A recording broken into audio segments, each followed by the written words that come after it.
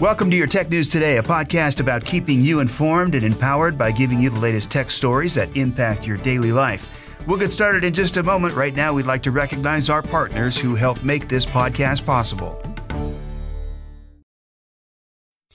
It's Friday, November 9th. I'm Mike James, and coming up in a bit, we'll tell you why people are worried about Facebook's new device.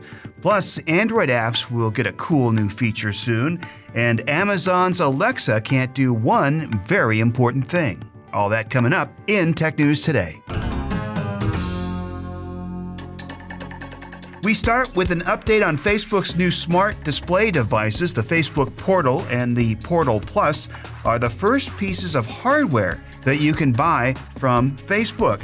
They're basically video communication gadgets that let you speak with and watch anyone else who has one, no matter where they live. It works similar to Skype or Apple's FaceTime. Both devices went on sale in the US this week. Problem is, people have lost trust in Facebook after the Cambridge Analytica scandal and other hacks in recent months. One that affected 50 million accounts, by the way. So people are worried about putting a gadget with a built-in camera and microphones from Facebook in their home. And who could blame them? I mean, Facebook has already proven that it doesn't care about our privacy. Facebook just posted a story on its newsroom site trying to calm people's concerns about Portal's privacy and ads, but in doing so, they admitted that it will monitor your activity to provide targeted ads.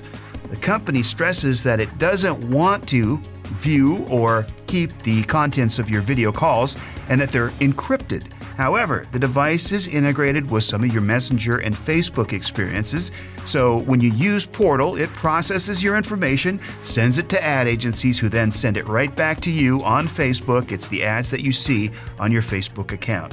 And after all the messes Facebook has gotten itself into recently, can you really trust when they say they're not really listening to you? It's going to be a really tough sell for a lot of people. Samsung held its developer meeting this week and revealed some pretty big news. One was a sneak peek at an amazing foldable smartphone that the company has been working on for years.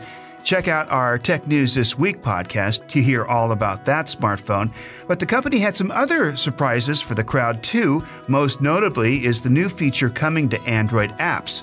Once implemented, the feature will let you continue to use an app while it's being updated, which is pretty handy. This is currently in the testing phase, but it's expected to be launched to developers soon. The reason this is happening is to encourage people to keep their apps updated, which should mean better security in the long run. And as you know, many times apps are updated to patch vulnerabilities that are discovered. And if you don't update the app, you won't have the patch. An exact release date for the feature hasn't been announced yet, but it is expected soon. Just ahead, we'll tell you about the one super important thing that Alexa cannot do. Right now, I want to talk to you about an alternative healthcare plan from Medishare. This could help your family save a bunch of money. Saving money is important, but it's weird how sometimes we'll go to great lengths to save a few bucks and ignore the ways that we can save a life-changing amount of money. They call this stepping over dollars to get the pennies. And if you switch to Medishare for your healthcare, you could save $500 a month. That's the typical savings for a family. There's a reason Medishare is growing so fast. It's because it works. Go to Medishare.com or call 855-25-SHARE. That's 855-25-SHARE, Medishare.com or 855-25-SHARE. If you have an Alexa connected device, you know just how much that smart assistant can help around the house. Control smart appliances, get weather and news updates, listen to music, find out what your morning commute is going to be, and so much more. But there's one glaring thing missing that would really be helpful for Alexa. Your life may even depend on it. We're talking about using Alexa to call emergency services. It's not an option on most Alexa devices. According to the Wall Street Journal, it's due to some regulatory and technical difficulties. The main issue is smart speakers aren't capable of transmitting exact locations. It is a problem that smartphones have to a lesser extent. Most of the country's 911 infrastructure was developed with landline phones in mind, so it doesn't work well enough with smart speakers to provide emergency services with dependable locations. And changing that would cost consumers money. You're already paying a 911 surcharge on your mobile device, which varies from state to state. Adding technology that would let Alexa call 911 would probably still add another surcharge to your monthly costs. Now, Amazon does have a smart device that is capable of making emergency calls. It's called the Echo Connect, but it requires a link to a landline in your home, and many people got rid of those years ago. Hey, you're not going to believe just how far one parent went to get his child to sleep. Gary Taylor owns a British baby furniture company, and he was having trouble getting his 9-month-old daughter to sleep at night. So get this, he invented the world's first baby crib with an iPad built right in. I don't know why that is so funny. He said he came up with the idea so he could play white noise to help the child get some shut-eye, which sounds reasonable enough, but people on social media are losing their minds over this.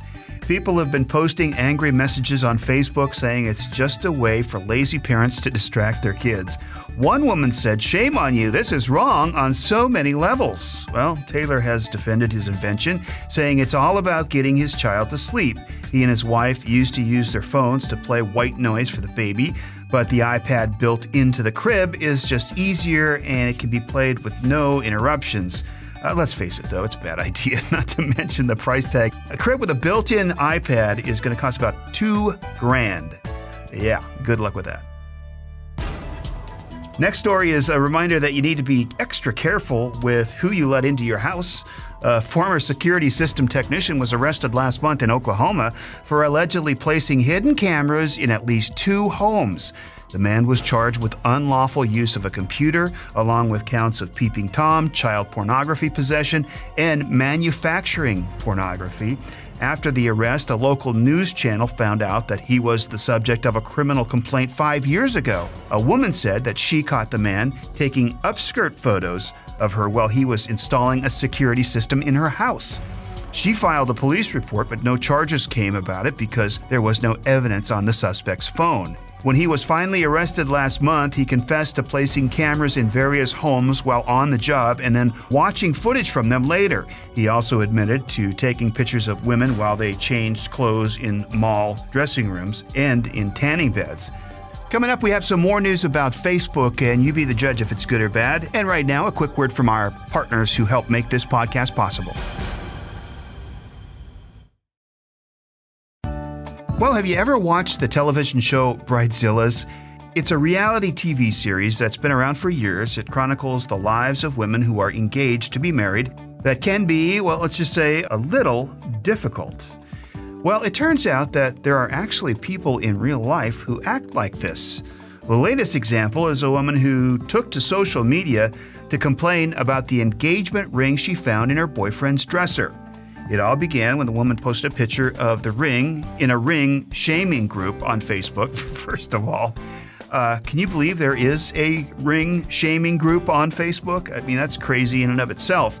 Anyway, along with the picture, she said, "Ew, self-shame Friday, here I come. Found this in the BF's nightstand, not a fan." Then she asked others to bash the ring and tell her how she should let her boyfriend know that he needs to get a different one. She probably wasn't expecting the responses that she'd got, but some were pretty hilarious. Beyond the expletive-laden name-calling that we won't repeat here, there were some seriously priceless remarks. One person said the ring might have belonged to his grandmother and he wants to pass it down, and she shouldn't be so conceited. Another one went even further and said there could be a plot twist. Maybe the ring wasn't even for her, but his other girlfriend. That was pretty decent. I would say she should just go hawk the ring, buy a cheap car, and get as far away from her boyfriend as possible. Do him a very big favor. And we finally have some news to tell you about Facebook. I know it's shocking but true. This could be good news. Now, if you've ever sent someone a direct message through Messenger that you later regretted sending, well, here is the solution. It appears Facebook will soon be adding a feature that will let you unsend a message. But here's the catch. You only have 10 minutes to unsend it. It's kind of like Gmail. Gmail has an unsend feature, but it's usually not quite that long. It's like 30 seconds or 15 seconds. Apparently, the feature's been available to Facebook employees for a while, but according to The Verge, it's going to be available to everyone soon. Someone on Twitter spotted the feature as coming soon in a release notes for Facebook Messenger. Hey, don't forget to like and subscribe to our podcast, and you'll get updates automatically.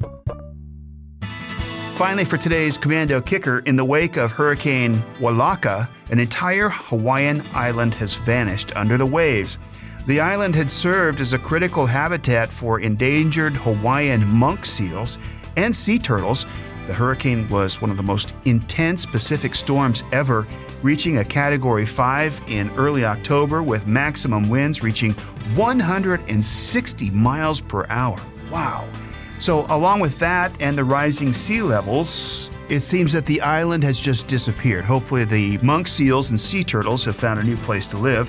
For more interesting facts, go to Commando.com and search for the Commando Kicker. And that's your tech news today. Don't forget to check out some of our other podcasts, including Commando On Demand. This is a great podcast where Kim chats up top tech industry influencers who share in-depth insights on how technology affects their lives. And you can get it on Apple Podcasts, Google Play, Spotify, or podnet.com. We appreciate it, and we'll see you next time.